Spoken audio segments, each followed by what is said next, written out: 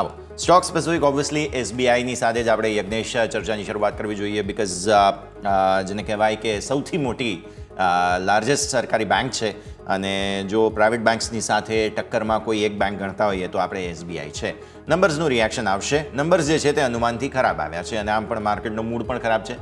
આવી સ્થિતિમાં એસબીઆઈમાં સાઇઝેબલ કરેક્શનની તૈયારીઓ આપણે જોવી જોઈએ. ચાર્ટ્સ સર તમને કેવા લાગી રહ્યા છે? જી, એસબીઆઈના જે અનુમાન કરતા પરિણામ આપણને વિપરીત જોવા મળી રહ્યા છે અને આપણે ઓવરઓલ જોઈએ તો ચાર્ટ સ્ટ્રક્ચર પર પણ એ આપણને દેખાઈ જ રહ્યું છે. જે પ્રમાણે લાસ્ટ જે હાઈ ફોર્મ થયો હતો સ્વિંગ હાઈ 19 જુલાઈ, ત્યારબાદ આપણે જોયું કે 29 જુલાઈ સ્ટ્રોંગ એક અપસાઇડ પર આપણને મોમેન્ટમ જોયું, પણ જે મોમેન્ટમ જોયું ત્યાંથી આપણને સેલ ઓફ પણ જોવા મળ્યું હતું લગભગ 880 885 લેવલથી. અને ત્યારબાદ આપણે 8 દિવસ કન્સિસ્ટન્ટલી રીટેસ્ટ કર્યા રેઝિસ્ટન્સ તરીકે અને આપણને ત્યાંથી વેચવાલી જોવા મળી છે. મારું એવું માનવું છે કે જે સ્ટોકની અંદર ઇમ્પોર્ટન્ટ જે એરિયા છે સપોર્ટનો એ લગભગ 840 રૂપિયાનો છે.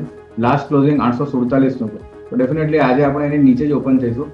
840 ની નીચે આપણે આ કાઉન્ટરમાં વેચવાલી કરી શકીએ છીએ. ઓવરઓલ જે ઇમ્પોર્ટન્ટ ટાર્ગેટ બની રહ્યા છે, જે સપોર્ટ ઝોન છે એ લગભગ 810 805 પાસે બની રહ્યા છે. તો એસબીઆઈ ની અંદર આપણને એક શોર્ટ સેલની સલાહ બની રહે છે 840 ની નીચે, ઉપરમાં 855 નો સ્ટોપ લોસ મેન્ટેન રાખવો.